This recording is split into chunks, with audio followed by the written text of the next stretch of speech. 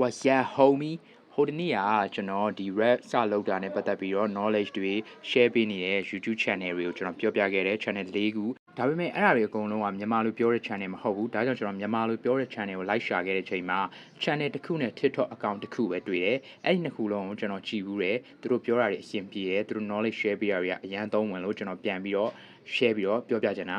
number 1 YouTube channel က We ကသူကိုယ်တိုင်နဲ့ rapper ဖြစ်တယ်လို့ပဲ rapper တွေအတွက်ကိုတကယ် knowledge အတွက်အရေးကြီးတဲ့အပိုင်းတွေ fundamental တွေကိုသူတေချာပြောပြတယ်သူ့ကိုကျွန်တော်ပထမဆုံးကြည့်ဘူးတာ flow အကြောင်းပြောတဲ့ video အဲ့ဒီမှာသူ triple flow တွေပါတယ်သူနမူနာပုံစံရေးထားတဲ့စာသားတွေနဲ့ပြတယ်အရန်မိုက်တယ်နောက်ဆုံးတင်ထားတဲ့သရတန်ဒီအကြောင်း punchline အကြောင်း video နှစ်ပုဒ်ကိုလည်းကျွန်တော်ကြည့်ပြီးပြီ number 2ကတော့ YouTube channel မဟုတ်ဘူး TikTok account AY Make ဆိုတဲ့ TikTok account ကလည်း rap နဲ့ပတ်သက်တဲ့အခြေခံတွေသချင်းစလုံးမဲ့ဆိုဘာတွေလိုအပ်လဲဆိုတာတွေကိုတေချာတရှင်းချင်းရှင်းလင်းပြောပြပေးထားတယ်ဆိုတော့အဲ့ဒီ TikTok account လည်းတွားပြီးတော့ follow ထားတဲ့နဲ့